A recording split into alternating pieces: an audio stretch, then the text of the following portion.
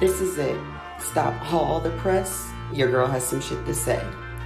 Some of you may know me as Mahogany Stylez, the rapper, Mahogany Stylez, the boss, but this is Mahogany Stylez, the voice behind it all. I'm bearing it all, speaking my truth, whether who like it or not. I'm the princess of hip hop, raw and uncut and unfiltered. It's time to get vulnerable. It's time to get disruptive. It's time to connect. This is the Mahogany Stylez Experience. I'm living it up. Either you hating or faking or grinding with us.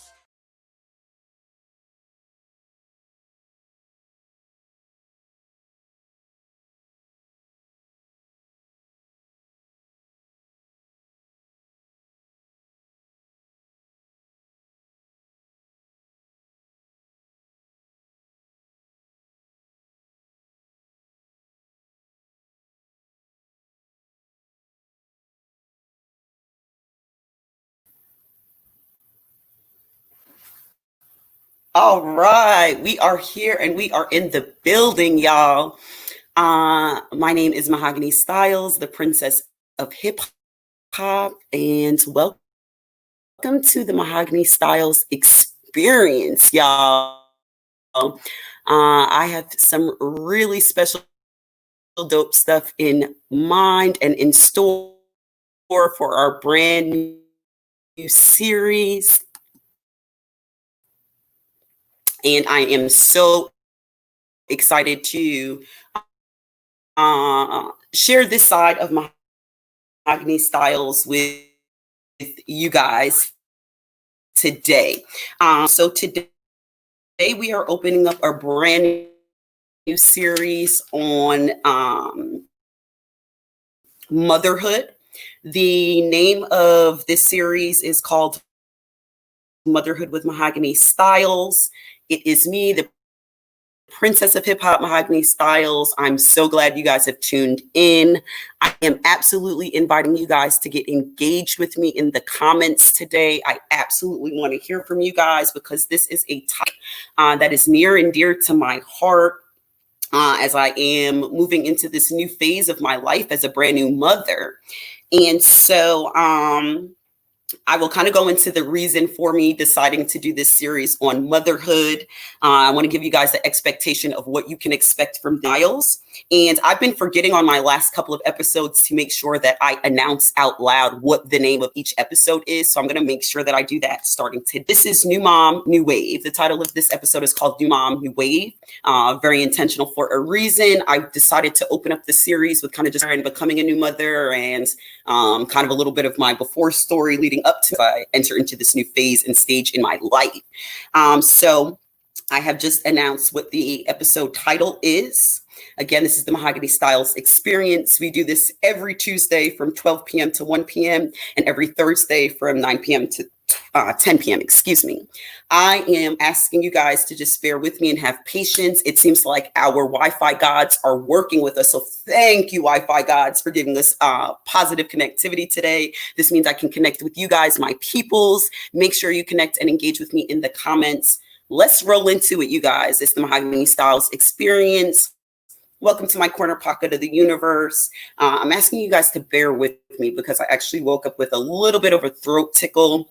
Don't worry, not coronavirus, not COVID-19 or anything like that. I think I just have a little bit of a sinus tickle going on because there's some rain coming up. And with that being said, actually just decided this morning as I realized I was experiencing some of my sinus symptoms, that I will actually be doing a series specifically dedicated to those who suffer from sinusitis.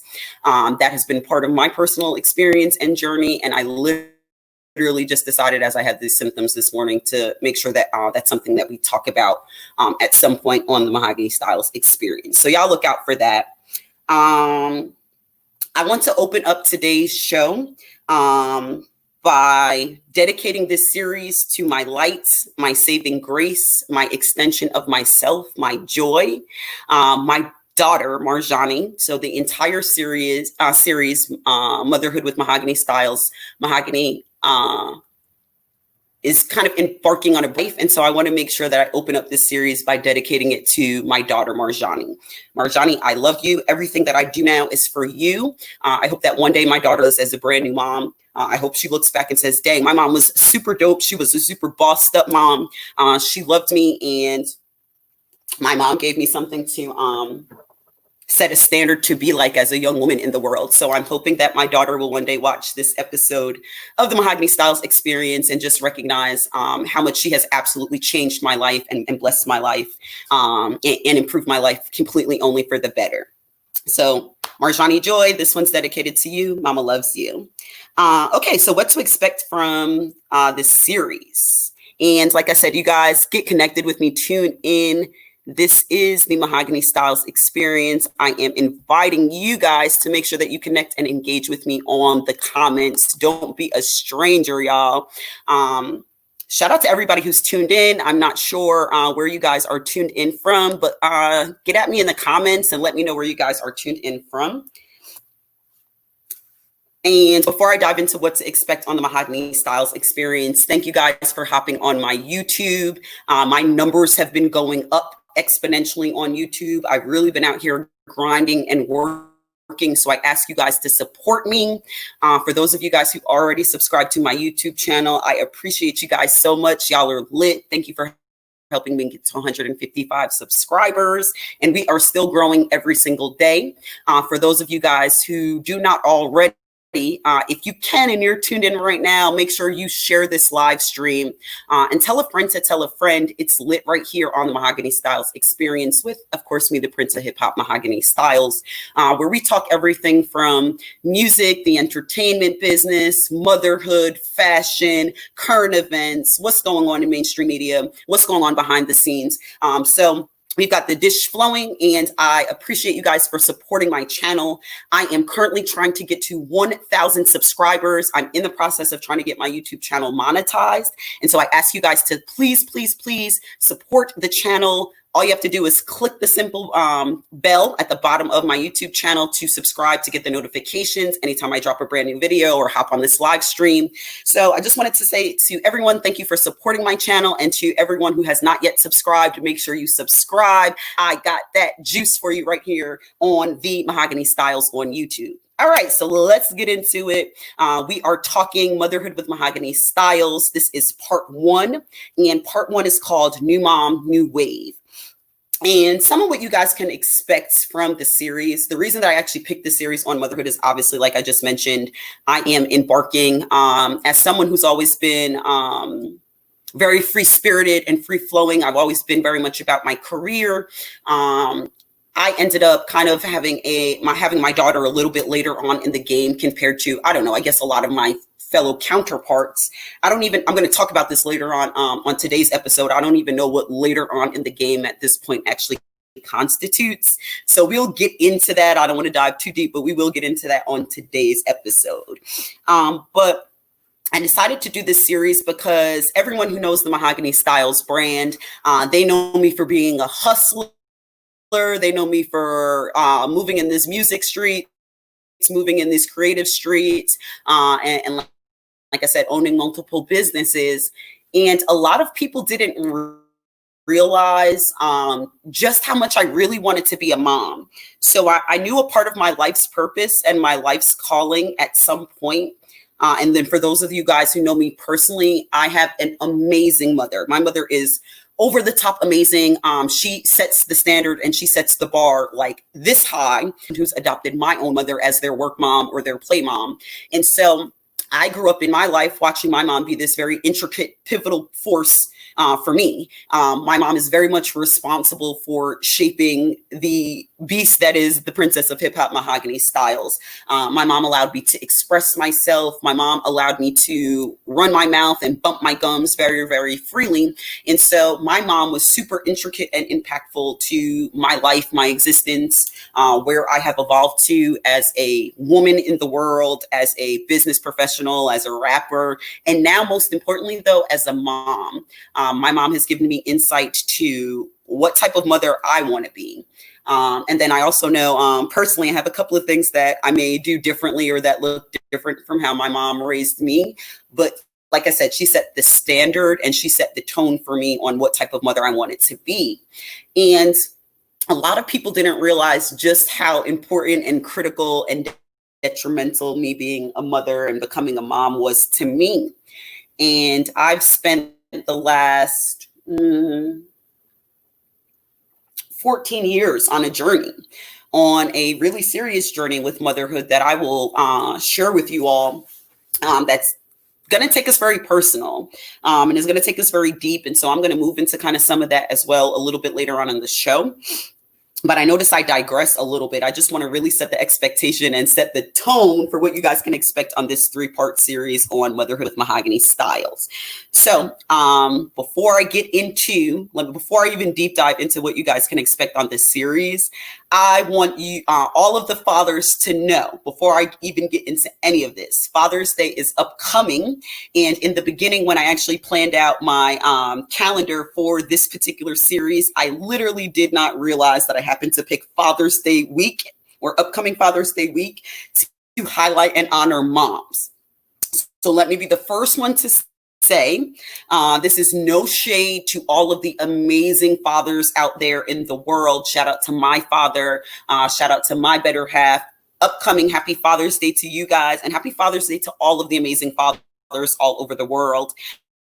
I just wanted to make sure before I dived into highlighting and celebrating that is everything motherhood, that I made sure I let you guys, number one, this was no shade. I was not intentional about making sure that I did this series on motherhood while Father's Day was in the works and approaching quickly. So shout out to all of the fathers who are out there working hard, all of the attached fathers, all of the dads in the world. So shout out to all of the dads that I know.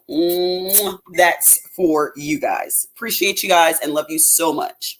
So that being said, I just wanted to drop my little spiel on Father's Day. Like I said, I was not at all intentional about starting our series on celebrating mothers in this motherhood series on the same week as Father's Day. So again, that's just a coincidence. That's how it goes. That's the nature of the beast. It's no shade to the dads out there at all. And like I said, you guys are tuned in to the Mahogany Stylez Experience. Bear with me. I'm having a little bit of a throat tickle today, but I'm here. We're up through there, and I'm ready to dive into giving you guys what to expect on the series. So we're going to be talking about several varied topics on all areas motherhood, from how to balance personal time for yourself, how to balance being a busy mom. We're going to be talking about new moms. Today opens up part 1 on talking about new mom motherhood and the phase of what new mom motherhood looks like. We're going to be talking to some OG moms. I've got some super dope special invited guests coming through this series. I've got confirmed Sharice Viva. She is a rock star model, mom of a 2-year-old. I've got Vanessa J. Barton coming through as well. Vanessa J. Barton is my previous choreographer. She's a dancer and also a CEO and another boss mom.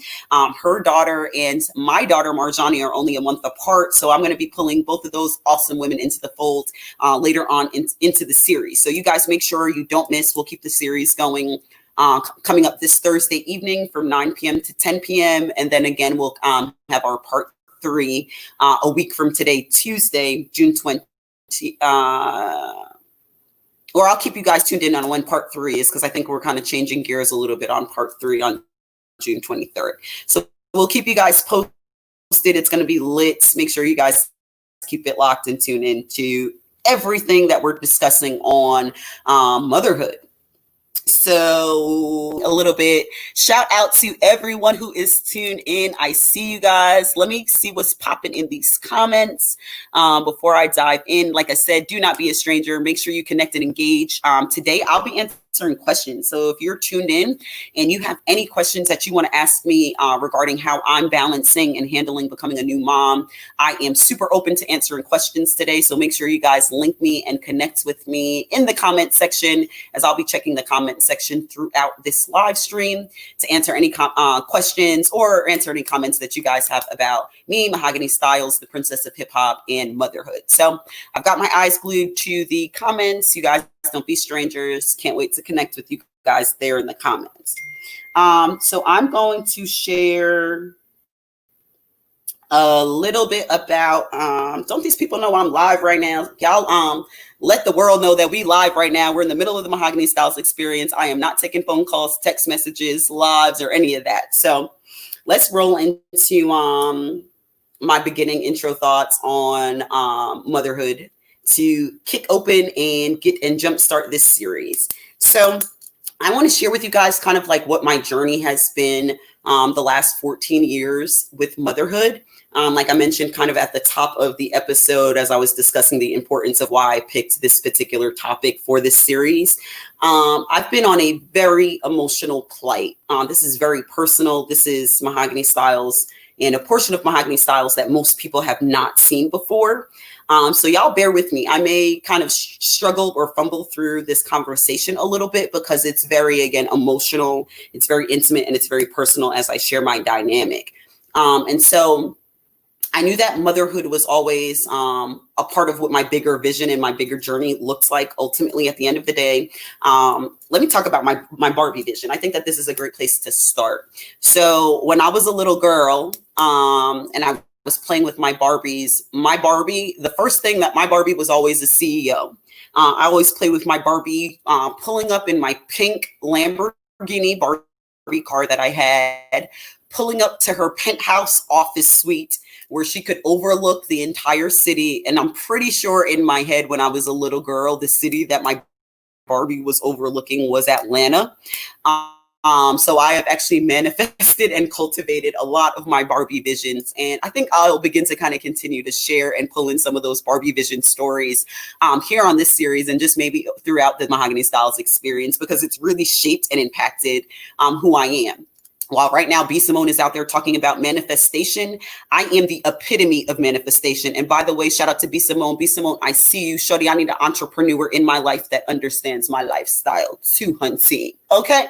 So I just want to say shout out to B. Simone real quick. But manifestation of your vision is very important. And so when I talk about kind of like my Barbie vision as a little girl, my Barbie being in her penthouse, then my Ken doll would pull up to the office and he would pick me up and we would go to lunch as a family when I would be playing with my Barbies. We might pull up to my Barbie fun and fold house or my other Barbie mansion that I had.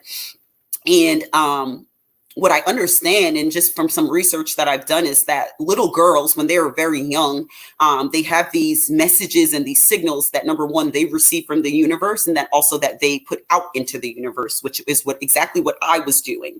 I didn't know that as a little girl, when I was playing with my Barbies, I was cultivating and manifesting my vision for what my life would ultimately look like right here, right now. So for those of you guys who do not believe in the power of manifestation, manifestation is real.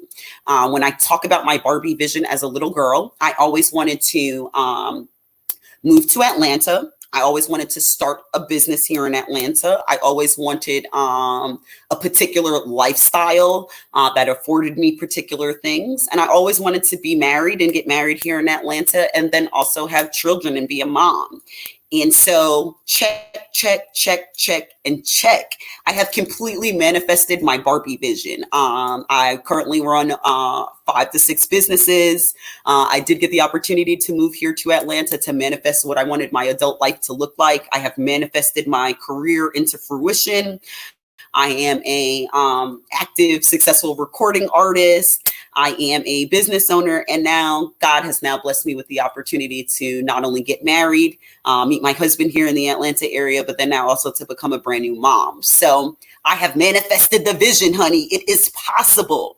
And really, like I said, I did not know that that is what I was manifesting as a little girl. But when we talk about manifestation now, hold on, let me break it down now, y'all. It's finna get deep. I'm finna take y'all there. So y'all follow with me, okay?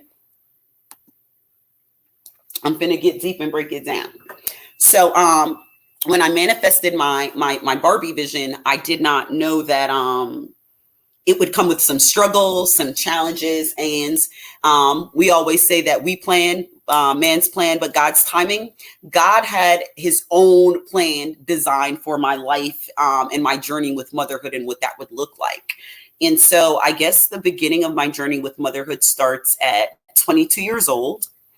At 22 years old, I had actually gotten pregnant. And At 22 years old, that was not where I wanted to be. I wasn't ready to be a mom.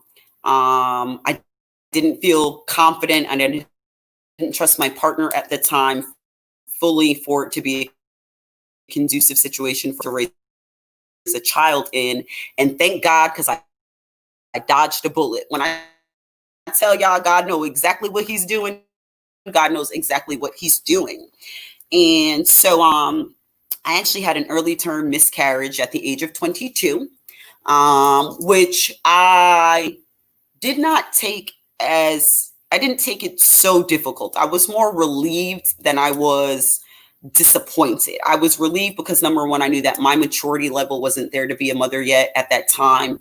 I was dived into setting the foundation for my music career at the time at 22 years old. I was not in a healthy relationship dynamic. And so that brought a child into this world. And so I had my first miscarriage at 22 years old. And had the miscarriage, I didn't even know I was pregnant. It's when I showed up to just a regular routine gynecologist appointment. And shout out to Dr. AU in Rockland County in Spring Valley, New York. I know a lot of people that are from my hometown still see and visit Dr. AU. So my doctor at the time had took some pregnancy tests, and they kept coming back kind of positive, kind of inconclusive. And I kind of kept going back and forth. I must have taken 5 or 6 pregnancy tests there in the doctor's office that day. And ultimately what we had discovered is that I had had an early term miscarriage. And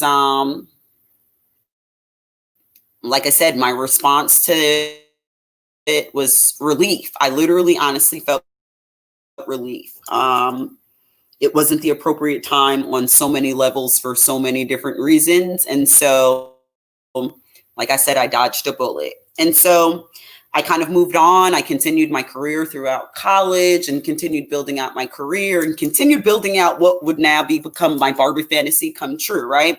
So I built out the Barbie vision, and now the vision went from vision to fantasy to actual reality over the last course of the remaining, I guess I would say 13 to last 12 years. Other areas of my life that I talked about manifesting in my Barbie vision actually started to happen and started to come true. So the importance of that for me was my focus at the time. I was focused on my career. I was focused on relocating to Atlanta, Georgia. I was focused on starting these businesses and getting these businesses off the ground and focusing on my music and just really being a rapper.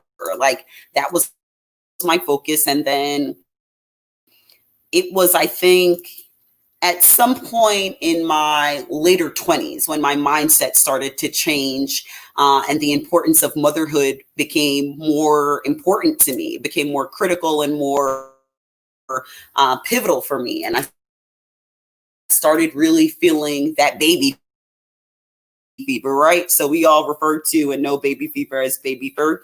And baby fever hit me somewhere around, I would say 27 years old. Baby fever hit me like a ton of bricks, literally. And so I digress. Bear with me 1 second, guys. And so, yeah, baby fever hit me like a ton of bricks somewhere around 27 years old. And I kept it to myself. I didn't tell anyone because I really wanted a baby. I felt like I would be a lot of pressure to make sure I had gotten my career off the ground. I had been dealing with a lot of pressure to make sure I was making the people around me, the people that support me and care about me, making them proud. And for some reason, I was under the impression that me having a baby and not kind of being exactly solidified in my career as I wanted to at the time, was going to disappoint people. And so I kept this desire to want to be a mom to myself for a long time.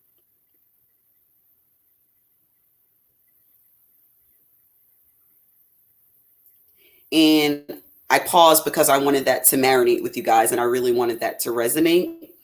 I don't know why I had carried shame or guilt or embarrassment for stepping into what's a natural, normal phase for any woman in the world. But for me, it didn't feel normal to share that this was a part of my desires. I didn't feel like I had the room to be upfront and honest about my desire to become a mom and to be a mom.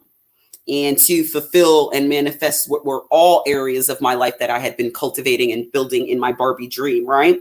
And so, excuse me, my Barbie vision. And so I guess somewhere around the age of 27 or 28, I even to the point, let me actually go back before a long time, I questioned my fertility. I think I spent 10 or 11 years just questioning my fertility, wondering, was I not capable or able to have children? And so I almost got to the point where I was like, okay, I'm not going to have kids. This is just that part of my Barbie vision is not going to manifest and it's not going to cultivate. And so I almost got used to that idea. And then I started getting more open. I actually had a conversation with my aunt who had some fertility issues throughout her life. And she was one of the first people I shared with, hey, I'm getting kind of older, or whatever society deems as older to become a mom. And, I relied on her and shared with her my concerns were, I'm not sure if I'm going to be able to have a child. And she had just reinforced me and reminded me that, it's God's time, it's God's planning. If it's meant for you, it's meant for you. And if it's not, you still have all of these children to love on, and you still have so much love to give other children. And kind of hearing that from her had given me the courage and the wisdom and the insight to be able to share with the people that cared about me and the people that supported me, to let them know that in my life to, in order to feel fulfilled and feel happy. And so then I remember kind of having this conversation with my mom, and my mom was like the last person that I wanted to have this conversation about. Literally, my mom was literally the last person that I wanted to have this conversation with. And when I finally did have the conversation with my mom about how much I wanted to be a mother, and my concerns with not being sure if I would be able to conceive a child. And my mom was super supportive. And I think it was like a sigh of relief also maybe for her to hear okay, she does want to be a mom. I did impact my daughter's life enough to grant her with the idea of, or grant me with the idea of knowing that motherhood was important and something that I wanted to partake in. And so shout out to my mom for allowing me room to have that conversation with her regarding motherhood and my desire and my interest to become a mother. I was doing everything that I needed to do ultimately over time in my business ventures. I was manifesting my music vision as I wanted to. And so now it was time to kind of move into this next phase. But I also recognized that I was on God's timing altogether, and the importance of being on God's timing, right? What happened is, I guess I'm going to fast forward you guys a little bit further forward now to more recently.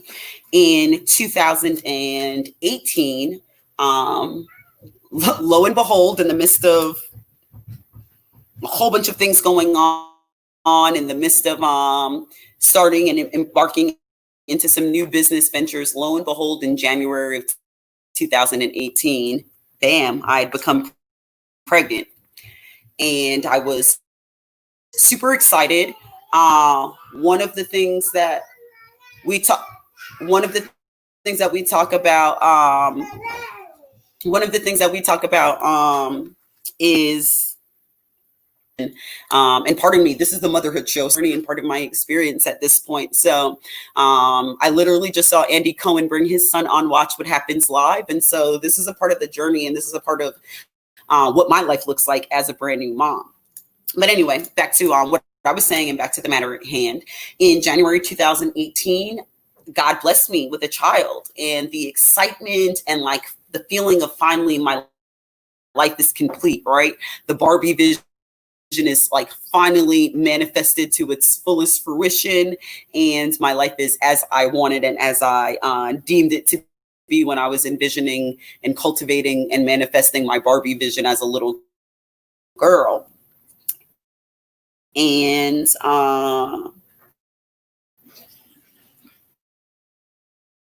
doctor's office for my first ultrasound. Oh, bear with me one moment, guys. Yes. Okay. I just wanted to make sure our audio was good. You guys let me know how we're doing on audio. If you guys are tuned in, get at me in the comments and just let me know that my audio is rocking and rolling, please. I appreciate you guys. And so when I went in for my first ultrasounds to get the ultrasound technician was digging and digging and digging around, doing her thing with the ultrasound, but she had not say anything. As she used the ultrasound probe and ran it across my belly, I was approximately 10 weeks pregnant at the time. And she was just I just remember her being so vaguely quiet. A picture of my baby, and it was early in the pregnancy, so I'm not exactly sure what I'm looking for on the ultrasound monitor and on the screen. And then she didn't say anything at the end of the ultrasound. She just told me to go ahead and get dressed, and that the doctor would, my doctor or my nurse would come in and talk to me. And so I'd gotten dressed, and I remember just like a feeling of dread coming over me. It just, something did not feel right. I had just felt a feeling of dread come over my entire body. And I was like, what's going on? I could just pick up from the ultrasound technician that there was something going on. And it was just literally like an overwhelming feeling of dread. And so the doctor came in and told me, the midwife came in and proceeded to tell me that I had miscarried and there was no heartbeat for my child.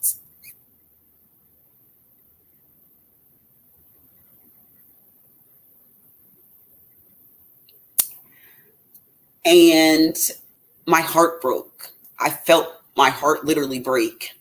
And I began bawling and crying. And I remember I immediately was just questioning God. God, why me? Why don't you want me to be a mom?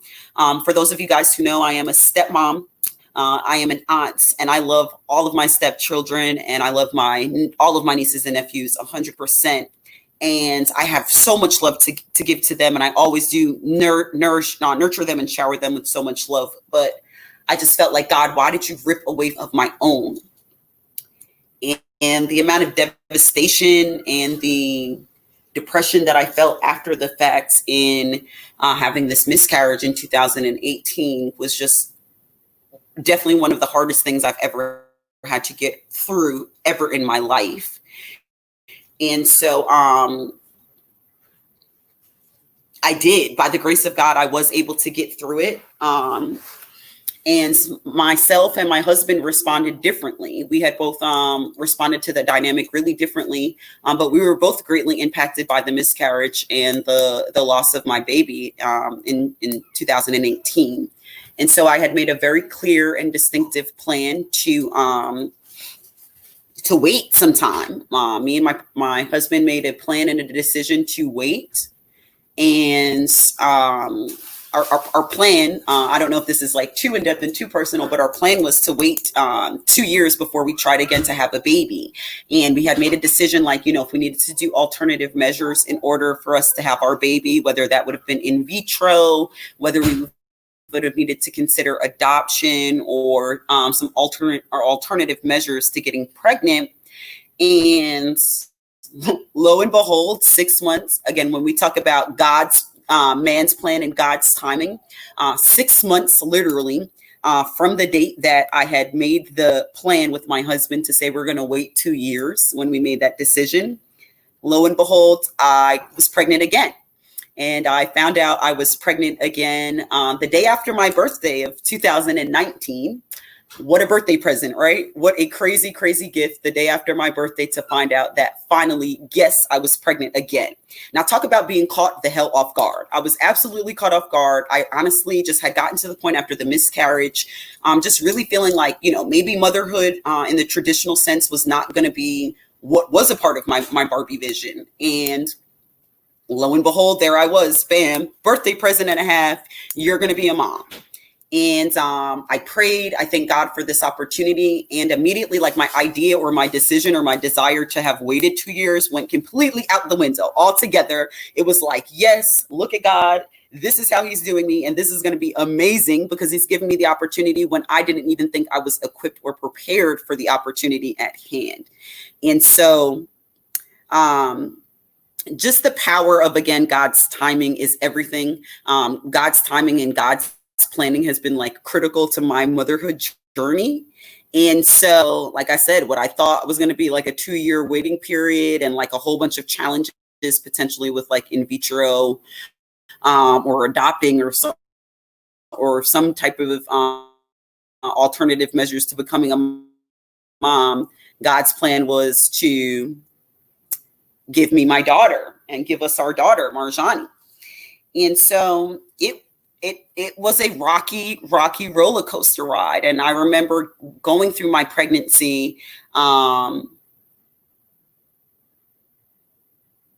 almost holding my breath, going through my pregnancy, holding my breath, because when you being all good and everything going all good, and then all of a sudden things are not good, it just had me very much on guard and very afraid and nervous. And of course, any new mom is going to be nervous. You don't know what to expect as a new mother.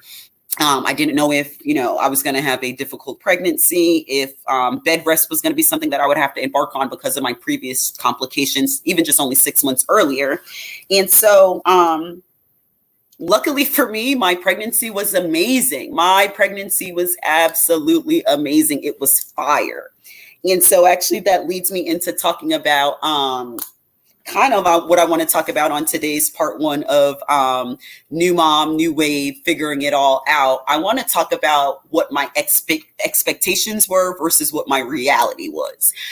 When you talk about expectations as a new mom, all of these different things kind of go in your head when you're pregnant about what you think it's going to look like, how you think you're going to be as a mom. You question what your baby's going to be like. How are you going to adjust? How are you going to transition? And of course, all of those things run through your brain. And you create this picture in your head, right? My vision kept going. And I kind of had this vision in my head of what I thought, my life would look like and what my pregnancy would be and what my delivery would be. And so I kind of want to go into moving into talking about what I expected versus what was my actual reality. And so I remember I was critically scared of delivery, you guys. Let me just say that. Let me just keep it 100 and keep it a buck. My entire pregnancy, I was almost like traumatized and fear-stricken by what I thought delivery was going to be. And I questioned, as strong of a woman as I am, and as many things as I've been through in my life, from relationship drama to $7.5 million lawsuits with celebrities to establishing businesses, and kind of just like some of the craziest life situations that I've been in over the course of developing and fulfilling what was my Barbie vision. I painted this picture of what I thought that, delivery was going to look like. And I really honestly was so freaked out by what I thought my delivery was going to be. And let me tell you this, I ended up on the day of my delivery, when I delivered my daughter on October 14th, 2019. And actually, I guess I can tell you a little bit of the backstory about my delivery too. I was originally scheduled for an induction to go in. I believe it was on the Friday. And so it was time for me to call the doctor's office to let them know that the hospital to let them know that I was on my way to the hospital to come for my induction. They told me to stay home, and they were like, we don't have any space or any beds available for you, so stay home until we call you. Talk about stay home until you call me. So I'm thinking like, okay, they're going to call me in a couple of hours. They're going to call me in like the next 2 hours or 3 hours. Well, I think me and my husband barely slept that next full 24 hours at all, because the freaking hospital never called us.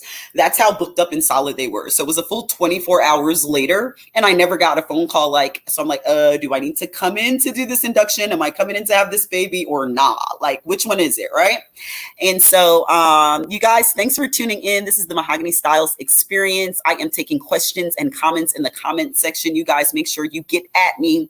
We are talking everything motherhood. This is the series on motherhood with Mahogany Stylez, and this is my New Moms, New Wave, Figuring It All Out episode. So welcome to part 1 if you're just joining in and tuning in with us, or tuning in with me. So they never called me for my induction. So 24 hours later now, I ended up calling them. And I think it was about 36 hours later before I was actually come in to handle my induction. So ultimately I ended up going in on a Sunday and getting induced. I got there to the hospital on Sunday morning about 8 o'clock in the morning or 7:30 in the morning. And then I ultimately ended up getting induced around 12 or 1 o'clock that afternoon. So several hours later, I think at this point, I've almost actually even forgotten. I think I was in delivery for something like 17 or 18 hours. And so lo and behold, Monday morning early at about 4:46 or 5 something a.m., bam, Marjani Joy was brought into the world and manifested. And so during my delivery, I knew everyone made fun of me. I knew that I had like a very low threshold for pain, and my pain tolerance was extremely, extremely low. Epidural, like front row center, here I am, you induce me, give me the epidural right now, and let's make it happen. But I made it all the way to 7 centimeters dilated before I even needed the epidural. And honestly, the only reason I got the epidural is because I was like, just in case this shit gets too crazy and I can't handle it and it's too late for me to get the epidural, let me just go on ahead and get it now. And so it would take me forever to dilate. And then ultimately, finally, I got my epidural at around 7 centimeters dilated. And once I hit 7 meters, then everything kind of like sped up and rocked and rolled from there. My support system in the delivery room was my husband, my sister, and my mom. And lo and behold, it was a beautiful, beautiful experience. I learned that day just how strong I was as a woman. I was actually present in the delivery room with my sister's first delivery when my nephew was born. And I remember looking at my sister and my life changed. I never looked at her the same ever again after that. I was like, this chick is freaking superwoman. Like literally, this chick is superwoman. And I had that same experience with myself when I discovered, oh my God, I've just become superwoman too. I have birthed this beautiful, perfect creature, and I have just brought life into the world. And I literally was in awe at myself that I had been able to make it through the experience. So I just want to point out and take the opportunity, which is one of the main reasons why I'm doing this series on motherhood, to just point out the power, the biological power, the spiritual power, the emotional power of delivering a child and bringing a child into this earth. Every mother is a superhero. Every single mother, even those mothers who are not have not biologically brought children into this world, but have children that are not biologically theirs, that they love on and support. Those women are super women. They're the most powerful beings that exist in our world. And mothers need to be honored and supported and highlighted for everything, for all of their superpowers that is them. So that was my experience with bringing my daughter into the world, and kind of my expectation of thinking I was going to be this really crazy, really difficult delivery. And ultimately, lo and behold, it was not as hard as I imagined it to be. It was not as scary as I imagined it to be. And I made it, right? Obviously, my daughter's here. She's now 8 months old. So I made it, and I got through it. And I immediately just fell in love and realized God's grace, God, and the power that he instills in us as mothers and bringing life into this earth. We are the earth strong through God's grace by being able to bring children into the world. So that was like a little bit about kind of like my experience with delivery and what I expected versus my reality with delivery there. And what I want to talk about in reality, how I thought my life would change and what life after having my daughter looks like. And so I expected I would have the opportunity to just, I expected I would have the opportunity to just have this baby and just keep it pushing and keep it rolling. And you see so many moms, especially so many celebrity moms, they are having their babies and they're literally back at it, back to work a week or two later. And they just jump back. It looks a lot to me like, they just jump back to being themselves so quickly. And so I had this expectation that I was going to have my daughter and then bang, bang, boom, I was back to business, honey. I came and did what I needed to do.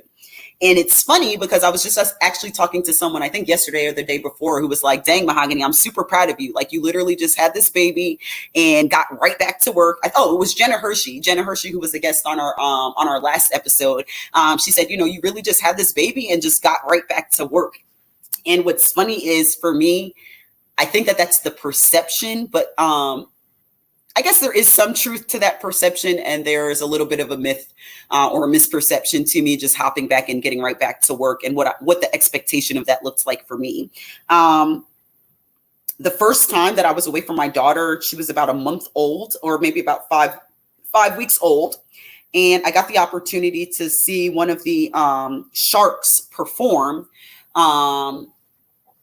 from Shark Tank. And so I had tickets. Someone had gotten me tickets to go see one of the sharks perform, the woman shark, actually, as a matter of fact. And so, of course, yes, my baby was only a month old, but it was like, a one in a lifetime kind of an opportunity. And so I didn't want to miss it.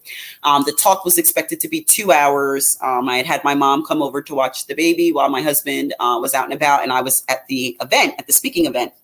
And so literally, the event was literally like 3 miles down the road from my house. And my first time being away from my daughter, I literally thought I was going to die. I was super excited about seeing the guests perform and hear her talk, but my heart was tugging at me and tugging at my soul to just drop everything, screw the whole damn show, and go home and go back and be with my daughter. And I literally had to force myself in the seat and remind myself that this was like a once in a lifetime opportunity to be able to see the shark from Shark Tank speak. And so honestly, I believe if my house wasn't, so close to where the venue was, I honestly would have hauled ass. I would have boogied across town and left to get back home to my daughter. And so what I'm saying is that I ultimately thought, I would be super down and super comfortable with just having my daughter and getting back to work. And me, the hustler, the mover, the shaker, the one who never slows down, was like, this has got to really be, I learned and figured out pretty quickly, this has to be a transition for me. I'm not going to be able to just pick up and move how, I'm normally used to moving.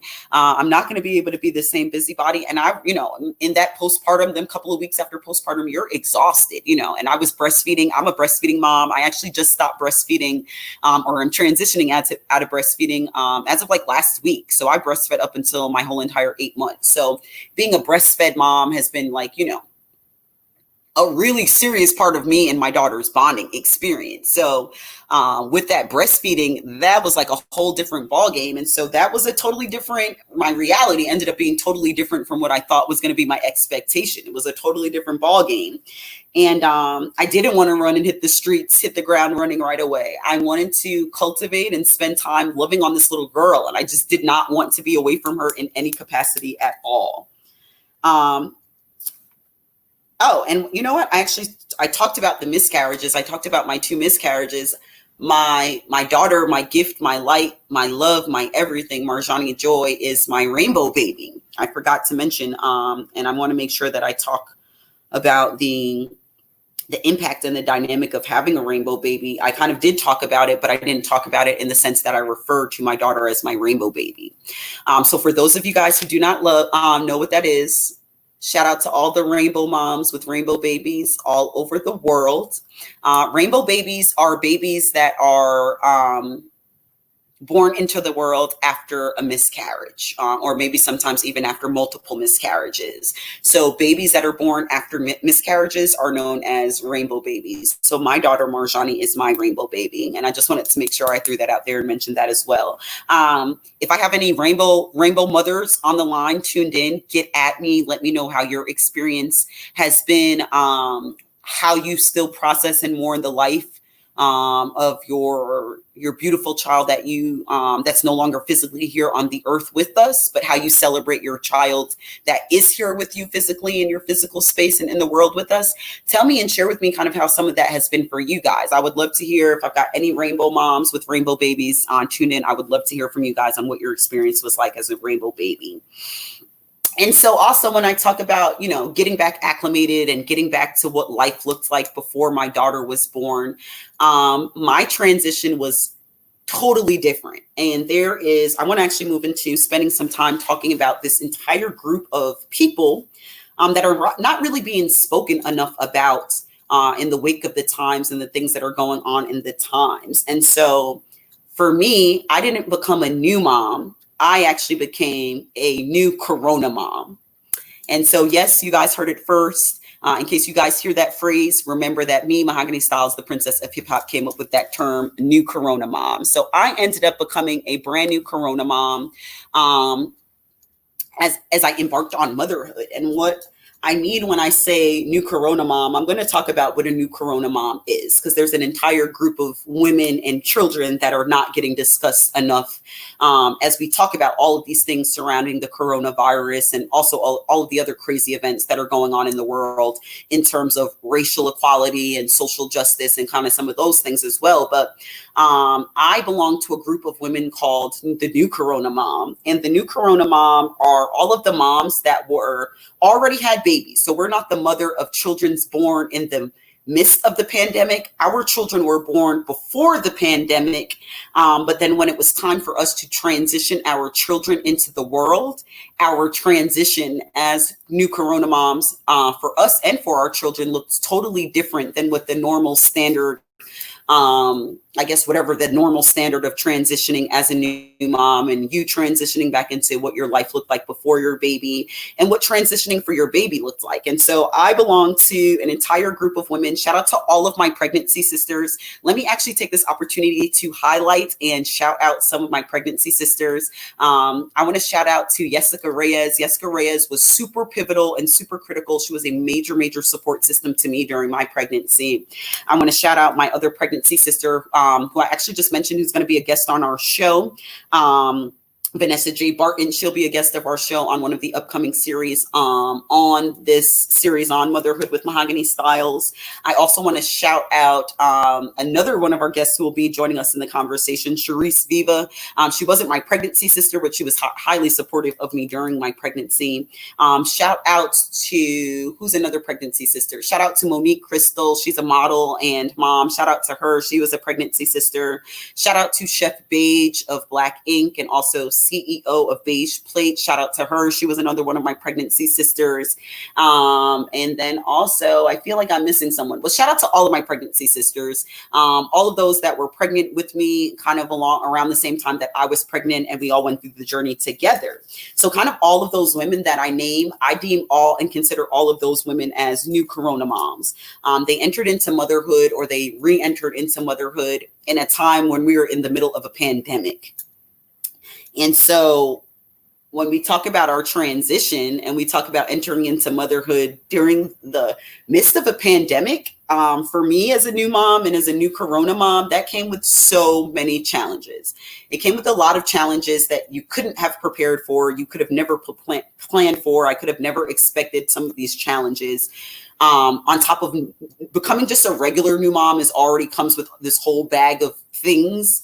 And so becoming a new Corona mom came with like a whole additional bag, honey. I got not only the new mom bag, I got the new mom bag with the new mom Corona bag as well. And that took me into some crazy challenges for me and for my daughter, as we both faced the reality that we were entering into the world and entering into new phases in both of our lives as brand new Corona moms, and her as a brand new, not a Corona baby, but as a brand new Corona baby in the fact that her transition into the world and into the life on this world is happening and was happening during and still is happening in the height and in the midst of coronavirus and us in the middle of a global pandemic. And that's crazy. Some of the challenges that me and my daughter faced is that my daughter right now at 8 months old is extremely very attached. Her and I both are currently still experiencing and working through some separation challenges and some separation anxieties and some attachment issues. So my daughter is like extremely, extremely attached to me. What I'm understanding and now kind of learning is like, oh, this level of attachment isn't maybe necessarily like the most normal standard at a baseline. Know this, I know that every single baby is different. Every baby adjusts and acclimates into the world at different speeds and in different ways, but at a baseline I'm talking about. So do not get me misconstrued or fucked up. I'm talking about babies mostly at a baseline across the board. Can at different phases and at different times as they're beginning to grow and learn and understand and develop in the world, they get room to kind of create this sense of independence for themselves. My daughter is so attached that even at times, if I'm in the room, she does not want to go to my husband or she doesn't want to stay with my husband. I literally, if I'm moving from one side of the room, I would literally have to pick up her carrier or pick up her stroller and bring her with me and stand her next to me. When I'm going to the bathroom, when I'm cooking in the kitchen, when I was, having to go grab something off of her changing table, I would literally have to pick my daughter up and carry her with me every single place that I went. So that is freaking crazy. And that was as a result of us being, me being a new corona mom and her being a new corona baby. My daughter didn't get the opportunity to go out into the world. We quarantined and we took quarantine super serious. We quarantined for more than, the standard 14 days because, things were crazy out here. And I wanted to make sure that I was protecting her, I was protecting my family and protecting my household. And so the only places that my daughter got to go in the first 6 months of her life was literally the doctor's office. Before the pandemic broke out, she did get the opportunity to spend time with her grandparents and some of her aunts a little bit, in our home. She didn't get the opportunity to really leave the house that much. She literally probably, I can count on my hands in the first 6 months of my daughter's life. She probably left the house 10 times or less. And so learning like the way the world works and the things of the world took my daughter a little extra step. And then we also, like I said, we went through some of these separation anxieties and these separation issues, both of us, not just my daughter, but both of us. And I honestly did not know that those weren't necessarily normal baseline challenges as a new mom, because, I'm a brand new mom. I don't know what the hell to expect as a brand new mom. I'm thinking, these are all just part of the normal stages and phases. And I honestly didn't realize, but we are currently working through overcoming some of these new mom corona challenges. I'm watching my daughter as kind of things slowly move back into the direction of whatever normalcy is or whatever our new normal is about to become. I see my daughter slowly, very slowly, but surely developing and establishing her independence in the world. I see her more apt and excited to get to know the world and get familiar with the world. And I see myself kind of breaking away from my own separation anxieties and giving her the room and the space to be a baby and get to know the world and transition and develop into the world. I am paying attention to the time. This is the Mahogany Stylez Experience. And right now we're talking new mom, new way, just figuring it all out. That is our title of today's episode. And I've been, diving in, really talking about, my motherhood and my new mom journey kind of over the last few years.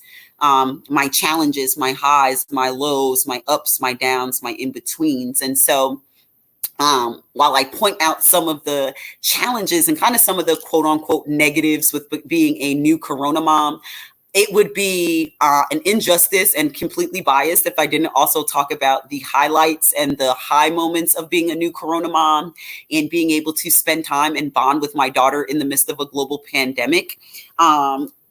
Some of the perks for me is that I was one of the lucky new corona moms to be able to get additional extra bonding time. What I ultimately deemed was, I feel like I got an extra maternity leave. I remember the first day that we saw on the news that coronavirus was like a thing. And we were really, the heightenedness of, the announcements of coronavirus and what was going on in the world. And my daughter was sitting in my lap in the living room as I'm watching the news. And I'm like, what the fuck is unfolding right now, in front of me? This is serious. And just immediately my brain goes to, end of times. My brain goes to kind of like The Walking Dead. And I'm like, oh my goodness, what the fuck did I just bring my daughter into? What in the heck did I literally just bring my daughter into? What is going on? And at the same time, there was a stillness, like a complete stillness. And this stillness didn't just last on that day in that moment. The stillness continued to build over days and days and days at a time. And what the stillness was the opportunity. It allowed me the opportunity to bond in a way with my daughter. And I know that all my other pregnancy sisters who I'm calling new Corona moms can relate to this or whatever, but there was a stillness in the world that allowed me a sense of complete peace and the complete ability to be able to bond with my daughter on a higher level, on a deeper, more emotional bonded level. I didn't feel like I had to rush to get back to regular life. I didn't have to rush to get back to, going to work or tending to my clients. I really got the opportunity to manifest and enjoy and stay in that stillness in a space where I could enjoy me being a new mom and enjoy building a bond with my daughter. And I'm so very grateful. So while I can talk about the challenges and the crazy shit that happened with becoming a new mom during the height and in the midst of coronavirus and what transition for my daughter looked like and all of the negatives that came along with it, there are things to celebrate in me being a new mom and being a new Corona mom in the midst and the height of the coronavirus. It literally felt like the world stopped itself for me and my daughter. It literally felt like the world had stopped so that me and Marjani could bond and develop and cultivate this bond that has become something indescribable in words. I don't have not a word. As much as I bump my gums and I blab to you guys about every single thing that I like to talk about, talking about the shit that other people do not like to talk about, I literally do not have words for the bond that me and my daughter have been able to cultivate. Now, do I feel like that bond would have been cultivated with or without coronavirus? Abso-freaking-lutely. Yes, the bond would have been able to get cultivated with or without coronavirus, but the stillness and the peace in the entire world. I'm not even just talking about in my city, in my state, in my country. I'm talking about the peace in the entire world that was manifested and created in order for me and my daughter to bond. Now, if that ain't God, now look at God. If that ain't God giving me, of all people, I feel like God was like, I know what you've been through on your motherhood journey. I know what challenges, what highs and what lows. I know about the loss of your two children that I didn't manifest into the world because I was manifesting this one for you. And I literally feel like God not only served and delivered, honey, he showed up and showed out and stopped the world so that me and my daughter could spend time and bond and manifest. And the feeling of that is just like completely indescribable and unlike any other feeling. So while I talked about the lows of being a Corona mom, and shout out to all of the brand new Corona moms all over the world. I know I do not stand alone. And I want to hear from you guys. It's been a really interesting experience. And I don't feel like I've had the fullest chance and opportunity to talk to other new moms or other new Corona moms about their challenges. So I want to hear from you guys. I'm inviting you to shoot me an email, share with me your stories, and I would like to be able to share some of your stories throughout this series on motherhood. So send me an email at Mahogany Stylez Experience at gmail.com.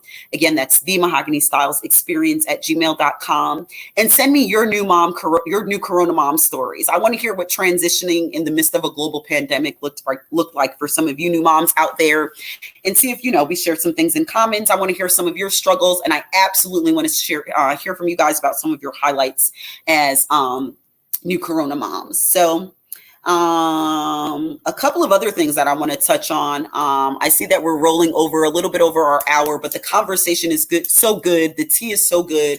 I see you guys tuned into the live stream. I appreciate you guys for tuning into the live stream. If you are here and tuned in, do not be a stranger, honey. Talk to me and I talk back. It's so good. I talk back. So make sure you guys get at me in the comment section. We are here talking every facet of everything, new mom, new wave, figuring it all out. So I've been sharing with you guys just some of the things that I've been figuring out as I dive into this next chapter of my life as a mompreneur, as a brand new mom, as a mom that had a baby at a particular age in my life. I am not ashamed of my age in any way, but I am also not going to drop my age. That's for me to know and some of y'all to find out and for y'all to figure it out. If you figure it out on your own accord, that's what's up. But I'm actually not going to drop my actual age because I choose not to, and that's my decision to choose not to.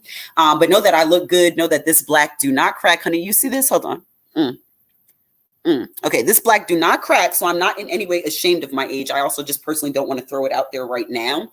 But there was so much conversation. I was met with so much stigma as I got into my 20s. And let's say as I got past the 25 mark of my 20s, this pressure from particularly in the black community. The black community is so super good for this. The black community don't give a shit if you're unwed. The black community does not give a shit if you have a baby out of wedlock. The black community just want to see you rearing babies. And especially as times have changed, even from my generation to really my sister's generation. My sister is a mom of 3. She had her first child at 19 years old. The black community loves to put the stigma that like we need to be having babies at a particular age. And I know a lot of it is cultural. I was just talking to one of my peers in my network who is an African. I think she's from East Africa, and her mom has, just been putting a lot of pressure on her, and she's in her early 20s, like very early 20s. And her mom's been putting pressure on her to have a boyfriend. And I recognized immediately, I'm like, girl, your mom putting pressure on you to have a boyfriend because she wants you to hurry up and get married and have a baby. That's what it's about. So culturally, I think in the black community, we're very much about our power as women and what we are brought to the world to do, to procreate and to plant seeds and sprinkle our seeds all over the earth. And the black community just has like this really, really crazy stigma. And so I got met with a lot of that stigma, like, when you're going to have a baby? As I got closer to 30, let's talk about, let's say 27, 28, 29. And then when I hit 30, it was like a lot of talk about wanting to have a baby. I remember talking to my Nana. My Nana was also one of the people that I had spoken with too early on in life about the importance and the desire of me wanting to become a new mother.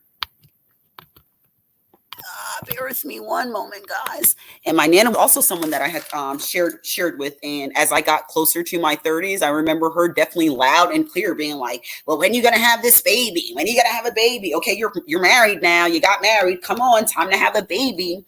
And I think, a part of my pressure that I experienced, and a part of the reason that I experienced like a heightened layer of pressure when I had my second miscarriage, was that pressure that the black community and that folks in our family and our friends and people in our network inside the black community, they put like this crazy stigma on you about having a baby at a particular age.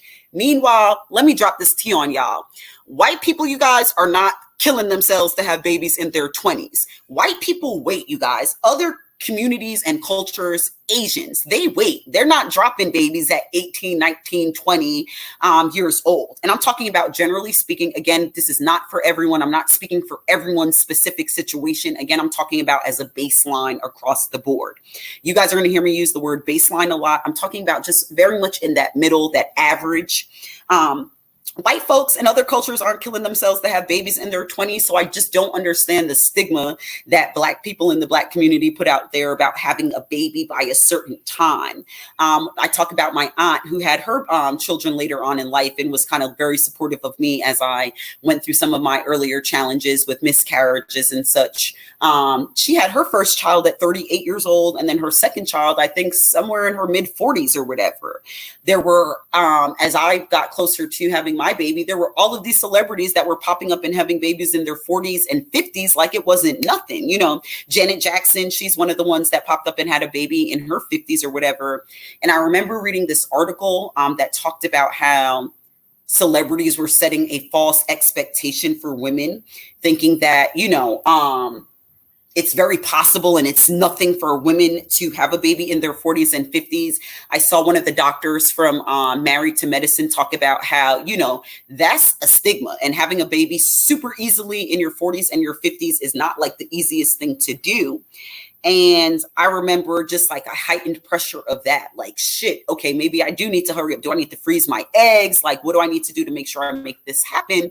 But then also seeing all of these women that were having babies later on in life. And I'm like, okay, cool, I got time. So that's why I had decided to wait when I had my second miscarriage to say, you know what, I'm going to wait 2 years. I'm going to make sure that I have this really strong foundation set as far as my career and my personal and my financials and everything else or whatever. And then like, I got time. Shit, what's the rush? I'm still young. These eggs is fresh. These ovaries is still ripe and vital. I have time.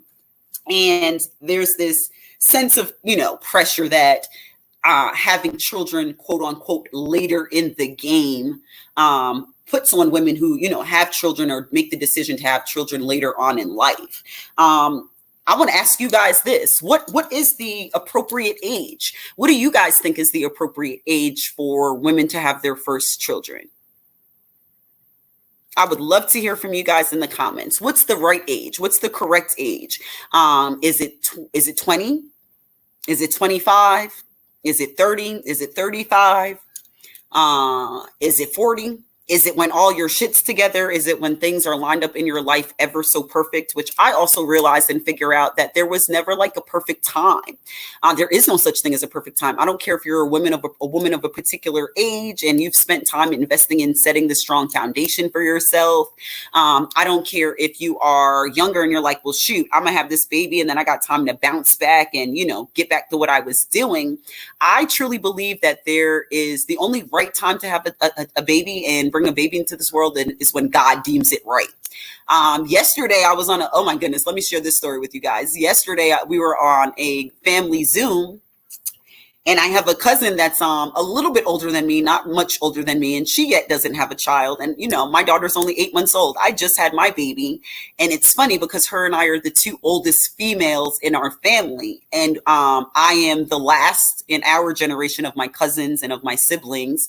I'm the second to last, or excuse me, I'm the second to oldest female in the group.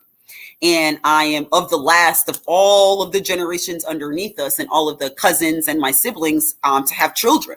And so she's right there, a little bit older than me, and she still yet hasn't had a child. And so my grandmama, who's very old school, she's from a particular generation, a particular woman, born in the South and, self-made woman who's a mother of five her own self. So my grandmother is a mother of five children. My grandmother had 3 boys, 2 girls. And she blurts out to my cousin in the middle of the Zoom, I'm wondering when she's going to hurry up and have a baby of her own. Child, I like to die. I said, did my grandmama just say that? So I found, some other family members chiming in on the Zoom conversation, asking her, and, when are you going to have a baby? When are you going to have a baby? And I felt like it was my obligation to step in and remind everybody in our family that she will have a baby when she's ready to have a baby. She'll have a baby when and if God grants her the opportunity and deems her the opportunity to have a baby, then she will have a baby then when it's her time and it's her season. And I also wanted to point out to her and to everybody, to all my other family members on the Zoom meeting that if it turns out that she doesn't have a baby, that's all good too. She's got plenty of cousins and nieces and nephews and people in the family and children to love on. And so I just want to remind us, particularly in the Black community, to stop putting pressure on women in the world to have a baby at a particular stage in life. There's no such thing as an appropriate time to have a baby or the right stage in life to have a baby. I really, truly am passionate and feel like it's when God deems it appropriate to have a baby.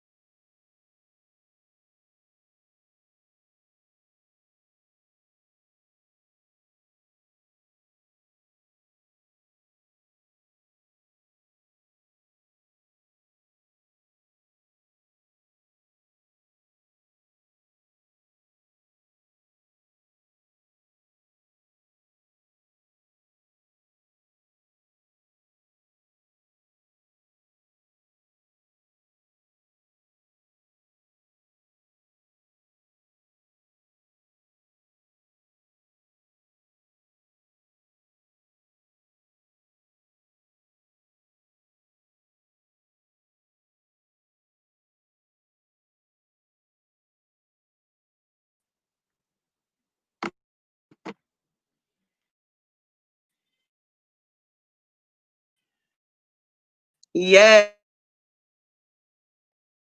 and we are back. Pardon that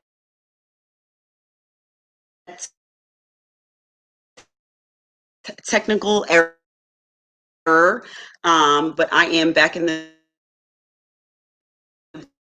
building, and please, you can get out of here. I just want to remind our community to make sure that you guys are mindful of the stigmas and the pressures that you put out to the women of the world, uh, about the appropriate age to have children. Um, it puts a lot of pressure on women, and so particularly women in the Black community. So let's just be mindful, before the next time we ask someone,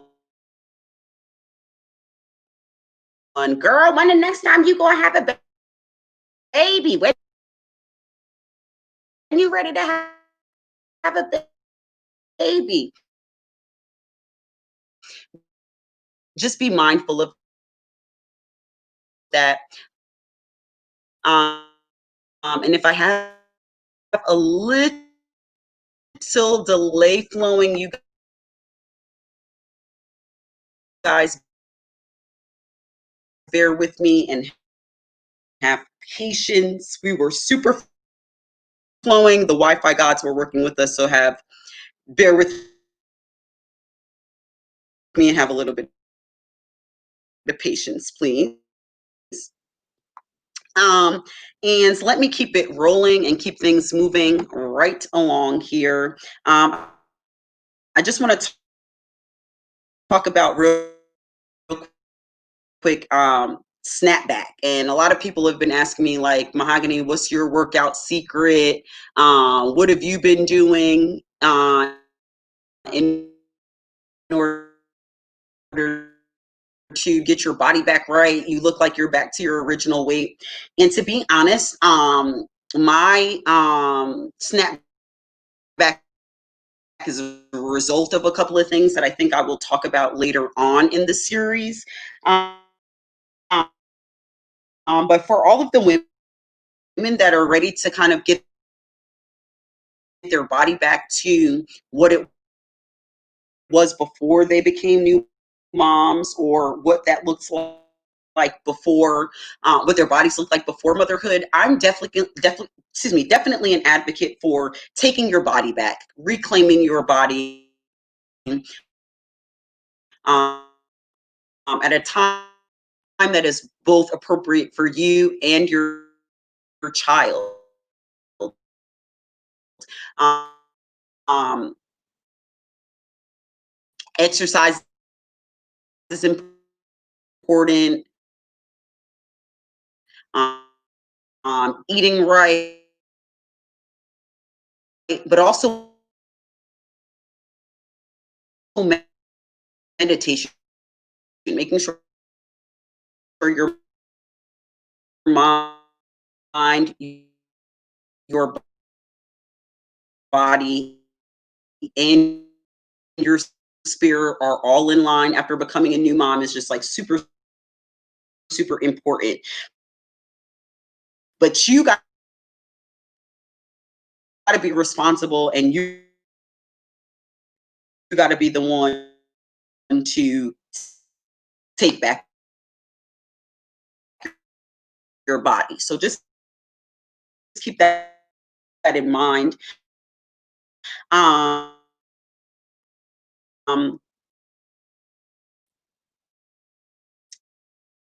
and then I'm to roll into, before I move to closing out the show, talk about another reason why I was faced with a little bit of stigma, I feel like, with wanting to become a new mom. And a part of that stigma is, and as you guys hear right now, my daughter is in the background crying because she's having some attachment issues right now and missing her mom and feeling like, oh my God, I need to be where my mom is at right now, but I can't because mama got to work and mama got to pay these bills, honey. Okay, Marjani? Um, so a part of the reason I also was like a little bit nervous is because about wanting to be a mother and kind of just like sharing in that part in my life is because I am, you guys know me and you guys follow my brand, or if you have, female rappers are just stepping into a life in which they can get celebrated in the way in which we can. And I think over just now the last literally year or 2 years with folks like Cardi B celebrating the birth of her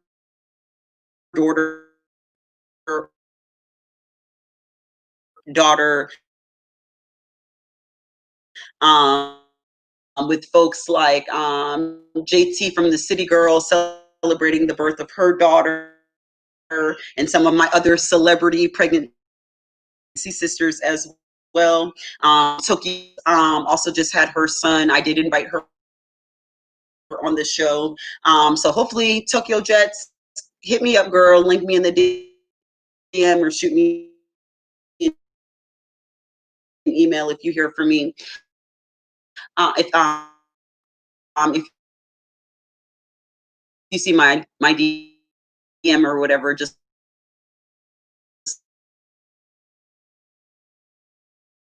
link up and let me know. I would love to have you on the show and pull you into what your new mom journey has been like for sure. So y'all, if y'all tuned in, let Tokyo Jets know. I see her, girl, and I want to talk new mom stuff with her. But you know, female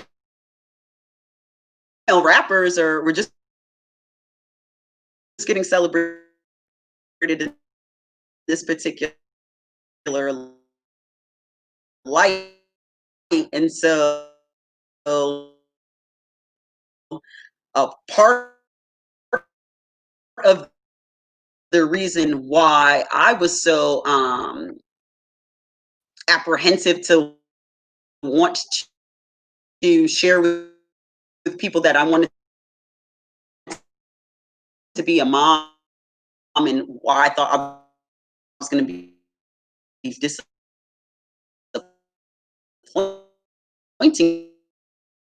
people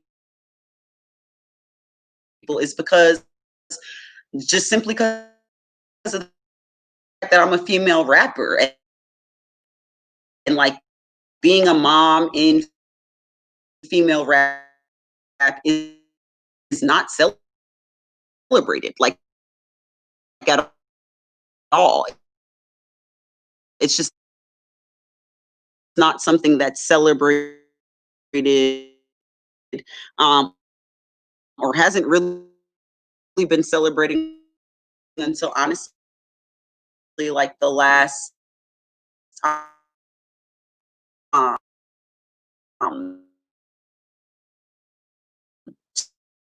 2 years. And really it took bold new figures like Cardi B and some other folks to step into the game and say, you know, you can be a new mom, and you can be a mom and you can be a rapper. Um, um, Female rappers are many things, and like I said on our series on the state of women in hip hop, um, um, mom, uh, excuse me, female rappers wear a lot of hats, so I don't see what's the reason why mother is not a particular hat that that a mother couldn't wear. I can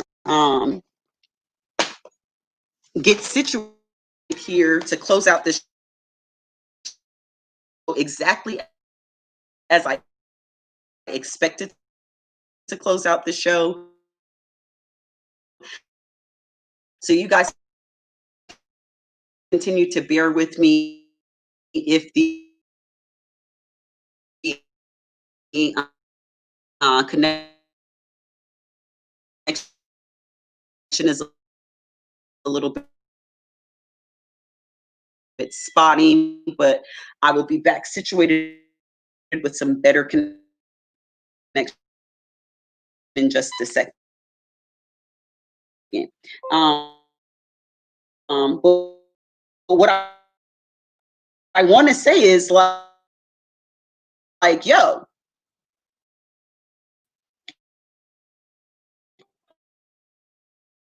rappers are moms too. I don't understand what's the taboo in female rappers being mothers. Rappers are mothers too, and ain't nothing wrong with rappers being mothers. And with that being said, that is going to segue me and transition me into a story that I actually want to talk about. So as we talk about rappers can be moms too, obviously look at me, right? Rappers,